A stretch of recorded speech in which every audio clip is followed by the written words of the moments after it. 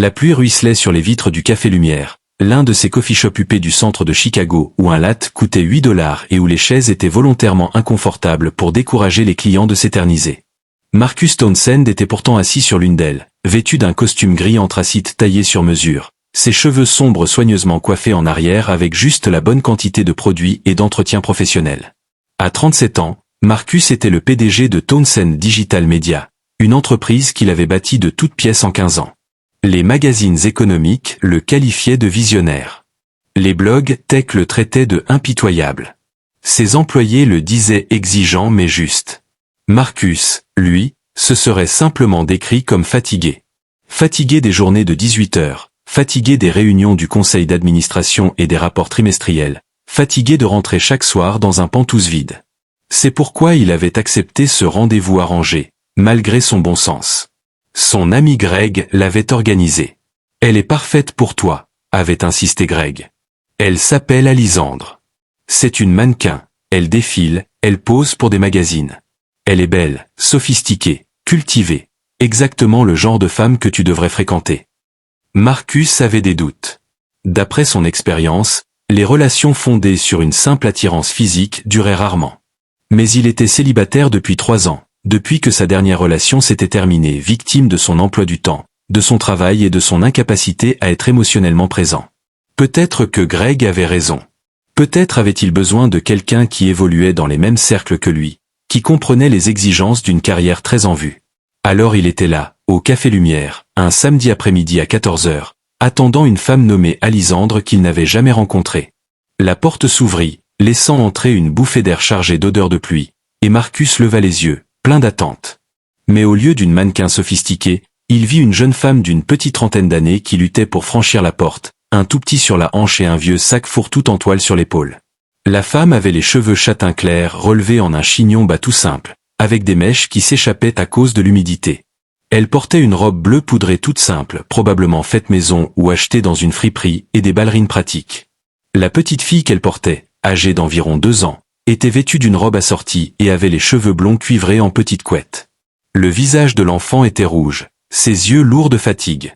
Marcus détourna le regard et se concentra de nouveau sur la porte, attendant Alisandre. Mais il ne put s'empêcher de jeter de nouveau un coup d'œil à la femme et à son enfant. Il y avait quelque chose dans sa façon de bouger, une certaine lassitude mêlée de détermination qui attirait son attention. Elle s'approcha du comptoir et commanda d'une voix douce. « Juste un petit café, s'il vous plaît. Un café normal, rien de compliqué. »« Ça fera 3,50 $, répondit le barista. La femme fit passer le tout-petit sur son autre hanche et fouilla dans son sac d'une main. Marcus la vit sortir une petite bourse usée et compter soigneusement les billets et la monnaie. Il lui manquait environ 40 cents. « Désolé, dit-elle, les joues rosissant. Je pensais que j'avais assez. Est-ce que je pourrais juste prendre un café filtre normal à la place ? » « C'est déjà un café filtre normal, répondit le barista, sans méchanceté mais sans grande compassion non plus. La femme se mordit la lèvre, visiblement mortifiée. « Bien sûr. Désolé. Laissez tomber. J.E. Je m'en occupe, s'entendit dire Marcus. Il était déjà debout, sortant son portefeuille de la poche intérieure de sa veste. Il s'approcha du comptoir et tendit un billet de 20 $ au barista.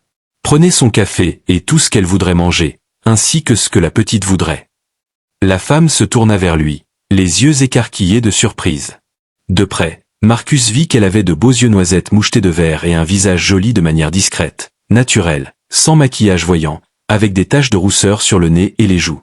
Elle paraissait épuisée, mais gardait une dignité malgré son embarras évident. « Je ne peux pas accepter, » murmura-t-elle. « C'est très gentil, mais ce n'est que du café, » répondit Marcus. « S'il vous plaît, j'insiste. » Le tout-petit sur sa hanche releva la tête et regarda Marcus avec de grands yeux bleu-gris. « Maman fatiguée, » dit-elle d'un ton factuel. « Maman besoin café. » Les joues de la femme devinrent encore plus rouges, mais Marcus vit sa résistance faiblir. « C'est vraiment généreux.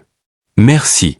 Juste le café suffira, et peut-être un muffin pour la petite, » ajouta Marcus en désignant la vitrine. « C'est trop, » commença la femme. « Muffin, » dit l'enfant avec espoir. « Et c'est il te plaît, maman. » La femme ferma les yeux un instant, l'air vaincu. « D'accord, un muffin. » Merci infiniment.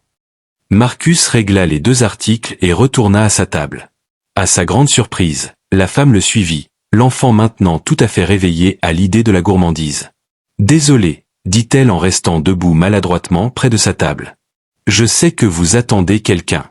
Je vous ai vu regarder la porte, mais je voulais vous remercier correctement. C'était incroyablement gentil. Je m'appelle Grace. Grace Mitchell. Et voici Emma. Marcus, répondit-il machinalement. Marcus Townsend.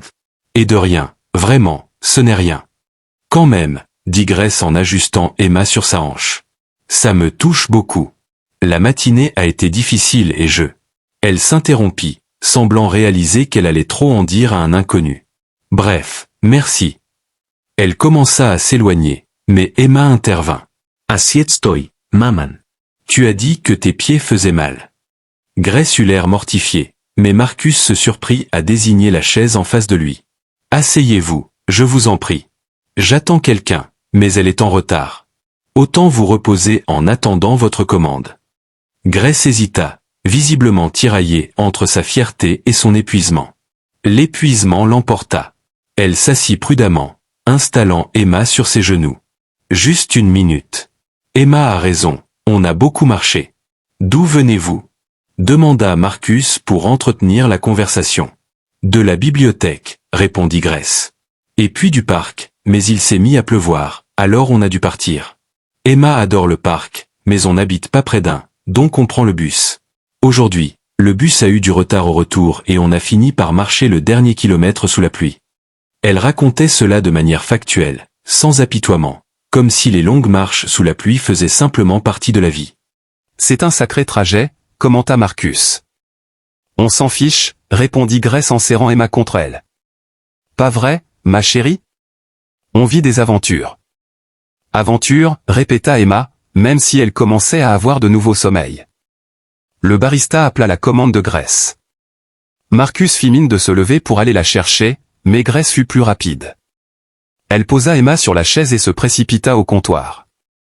Elle revint avec son café et un muffin aux myrtilles enveloppé dans une serviette. Elle en détacha un petit morceau qu'elle tendit à Emma, qui le mangea avec un plaisir évident. Grace but une gorgée de café, ferma les yeux et Marcus vit la tension quitter légèrement ses épaules. « Semaine difficile ?» demanda-t-il. Grace rit doucement, mais c'était un rire fatigué. « Année difficile, plutôt. Mais on s'en sort. On a ce qu'il nous faut, et Emma est en bonne santé et heureuse. C'est l'essentiel. » Marcus l'observa. La robe usée, la sangle effilochée du sac, la façon prudente dont elle partageait le muffin pour qu'Emma en ait le plus possible. C'était une femme qui connaissait la difficulté, qui avait appris à faire durer chaque dollar et à trouver de la joie dans les choses simples. « Et vous faites quoi, dans la vie ?» se surprit-il à demander. « J'étais nounou », répondit Grace. « La famille pour laquelle je travaillais est partie à Singapour le mois dernier. Là, je suis entre 2 emplois, je passe des entretiens. C'est compliqué. » Elle but une autre gorgée. « Mais quelque chose finira par se présenter. Ça finit toujours par arriver. »« Et le père d'Emma ?» demanda Marcus avant de regretter immédiatement sa question intrusive. « Pardon, ça ne me regarde pas. »« Ce n'est pas grave, » dit Grace, même si son expression s'était légèrement crispée. « Le père d'Emma n'est pas dans le tableau. Il a été très clair avant sa naissance. Il ne voulait pas être parent. Donc c'est juste nous deux. On forme une équipe. » Elle sourit à Emma et l'amour dans ce regard était si pur, si profond que Marcus sentit quelque chose remuer dans sa poitrine. La porte s'ouvrit de nouveau. Cette fois, c'était une femme qui ne pouvait être qu'Alisandre. Elle était sublime, grande, cheveux longs et noirs, pommettes hautes, une beauté polie par le maquillage professionnel et le styling. Elle portait des vêtements de créateur, un sac hors de prix et marchait avec l'assurance de quelqu'un qui sait qu'elle attire tous les regards. Elle balaya la salle du regard, repéra Marcus et afficha un sourire étudié. Elle se dirigea droit vers sa table. « Marcus, » dit-elle en lui tendant une main parfaitement manucurée. « Je suis Alisandre. Désolé pour le retard, mon rendez-vous précédent s'est éternisé. » Marcus se leva machinalement et lui serra la main. « Ravi de vous rencontrer. » Le regard d'Alisandre glissa vers Grace et Emma avec une désapprobation à peine voilée, comme si elles étaient des intruses dans son rendez-vous. « Ces personnes vous importunent » ? « Non, » répondit Marcus rapidement, ressentant une vague de protection. « Voici Grace et sa fille Emma. On discutait simplement en attendant. »« Comme c'est charmant, » dit Alisandre d'un ton qui suggérait le contraire. Elle regarda Grace avec une expression mêlant dédain et pitié. « Je suis sûr que vous avez autre chose à faire. » Le visage de Grace s'empourpra. Elle se leva immédiatement, prenant Emma dans ses bras. « Bien sûr. Désolé. Merci encore, Marcus, pour le café. C'était vraiment gentil. » Elle attrapa son sac et commença à partir. Mais Emma se tortilla pour regarder Marcus. « Au revoir, gentil monsieur, dit-elle en agitant sa petite main. Marcus sentit quelque chose se briser dans sa poitrine en les regardant partir. Grace marchait la tête haute, gardant sa dignité malgré la grossièreté d'Alisandre. Le petit visage d'Emma était pressé contre son épaule. « Eh bien, » dit Alisandre en s'installant à la place que Grace venait de quitter. C'était gênant. Les sans-abri ne devraient vraiment pas être autorisés dans ce genre d'établissement. Ça gâche l'ambiance. Elle n'est pas sans-abri, répondit Marcus, la voix tendue. C'est une femme qui prenait un café avec sa fille. Une femme qui ne pouvait même pas s'offrir un café à 3 $, rétorqua Alisandre avec un geste dédaigneux. C'est pareil. Bref, parlons de choses plus agréables. Greg m'a dit que vous étiez PDG. C'est impressionnant. Moi, je suis mannequin depuis 6 ans. J'ai défilé à Paris et à Milan. Marcus l'entendait à peine. Son attention était attirée par la vitre, dehors, Grace se tenait sous la pluie battante, essayant de protéger Emma avec sa veste en attendant le bus. La petite pleurait maintenant, épuisée et dépassée. Alisandre continuait de parler quelque chose à propos d'un shooting et d'une célébrité rencontrée mais Marcus ne pouvait se concentrer. Il revoyait le visage de Grace, sa dignité tranquille, son embarras quand elle n'avait pas assez d'argent, son amour farouche quand elle regardait sa fille. Il entendait encore la voix fatiguée d'Emma, « Maman besoin café ». Cette femme en face de lui était exactement ce qu'il pensait vouloir. Belle, brillante, sûre d'elle, parfaitement intégrée à son monde. Mais Grace était différente. Authentique d'une façon qu'Alisandre ne serait jamais. Elle comprenait la lutte, le sacrifice, ce que signifiait placer les besoins d'un autre avant les siens. Elle avait construit une vie pour sa fille à partir de rien, gardant joie et amour malgré les difficultés évidentes. Et Alisandre venait de la traiter de sans-abri et de dire qu'elle n'avait pas sa place ici. Marcus se leva brusquement, coupant Alisandre au milieu d'une phrase. « Désolé, dit-il. Je dois y aller. » Quoi ? Alisandre paraissait sincèrement choqué. « Mais on vient juste de commencer. Je pensais qu'on pourrait déjeuner après. Il y a ce nouveau restaurant Fusion. » Désolé, répéta Marcus. Ça ne va pas le faire. Vous êtes très belle, mais je ne pense pas que nous soyons compatibles. Il ne lui laissa pas le temps de répondre. Il posa de l'argent sur la table bien plus que nécessaire et se dirigea vers la sortie, ignorant les protestations indignées d'Alisandre derrière lui. Dehors, la pluie avait redoublé d'intensité. Marcus regarda autour de lui et repéra Grace à une demi-rue de là, toujours à l'arrêt de bus, Emma pleurant dans ses bras. Il courut vers elle, son costume hors de prix trempé en quelques secondes. Grace. Elle se retourna, surprise, serrant Emma plus fort. Marcus. Mais. Votre rendez-vous ? C'est terminé, répondit-il.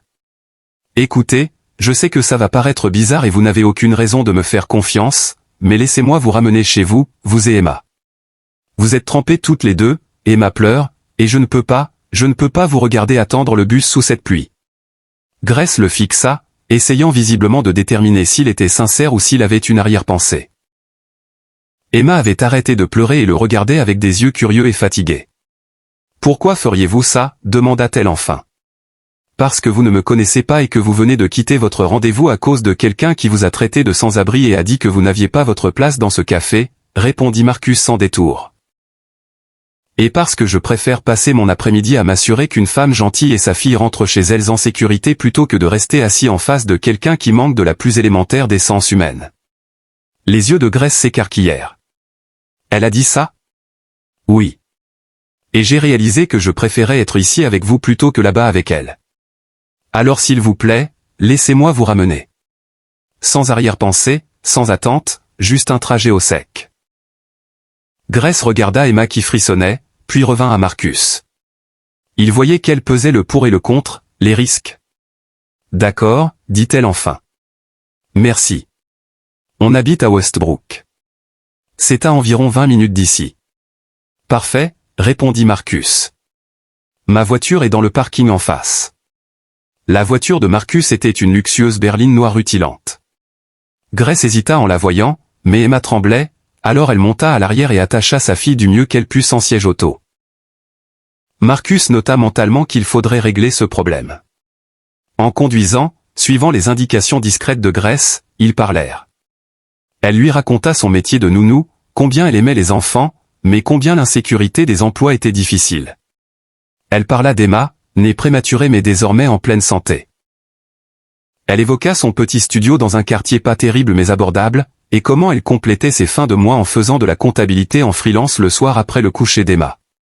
Marcus se surprit à se confier aussi, sur son entreprise, sur la solitude qui accompagnait le succès, sur la façon dont il avait construit un empire sans plus savoir pourquoi. « Je crois qu'on fait tous ça parfois, » dit Grace. « Perdre de vue ce qui compte vraiment. » Moi aussi, avant la naissance d'Emma. J'étais focalisé sur ma carrière, sur une échelle imaginaire à gravir. Et puis je suis tombé enceinte, son père est parti, et tout a changé d'un coup.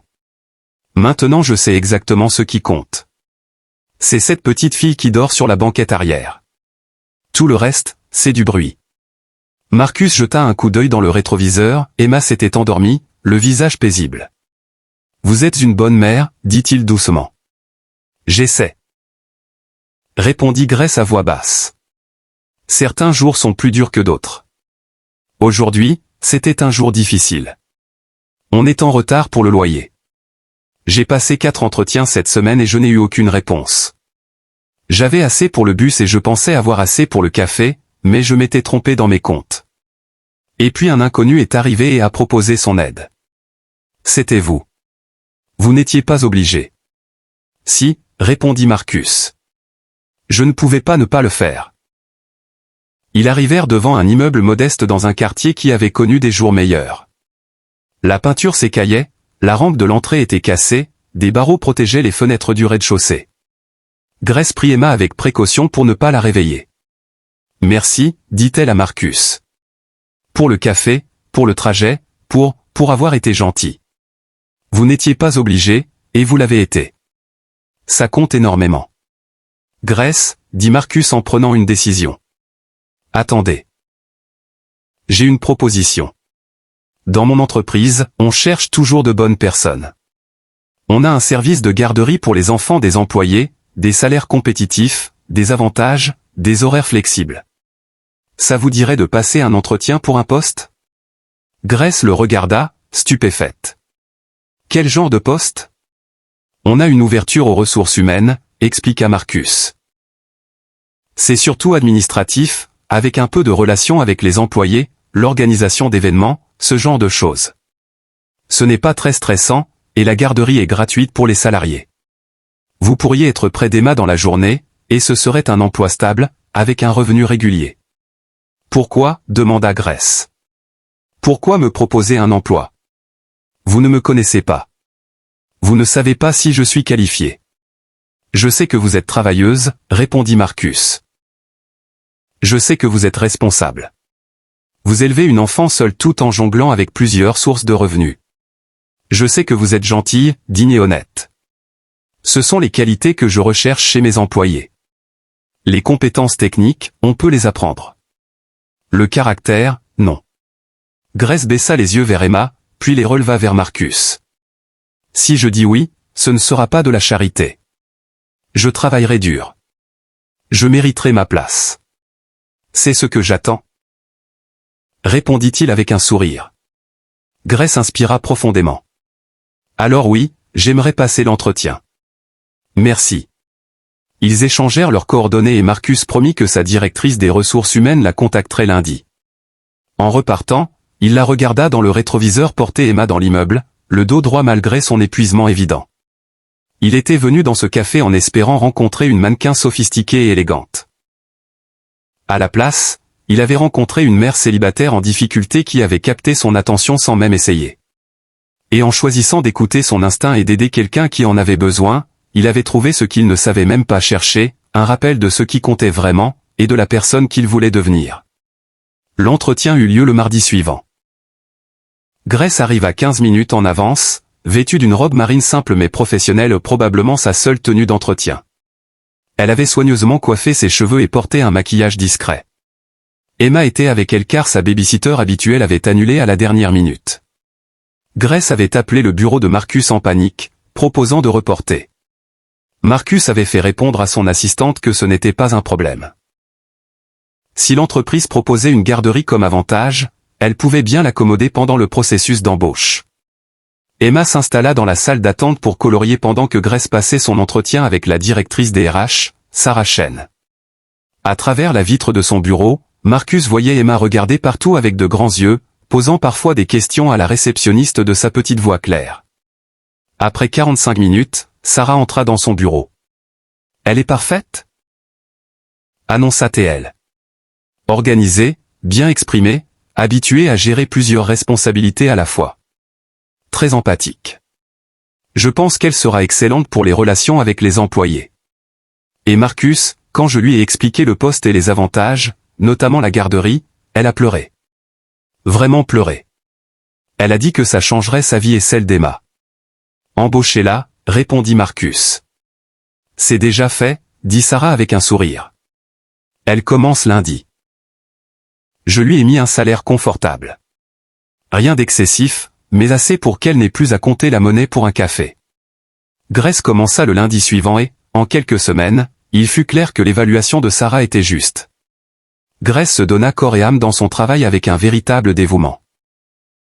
Elle organisa un programme bien-être pour les employés, restructura le processus d'intégration pour le rendre plus accueillant et, d'une manière ou d'une autre, connaissait le nom et les détails personnels de tout le monde au bout d'un mois.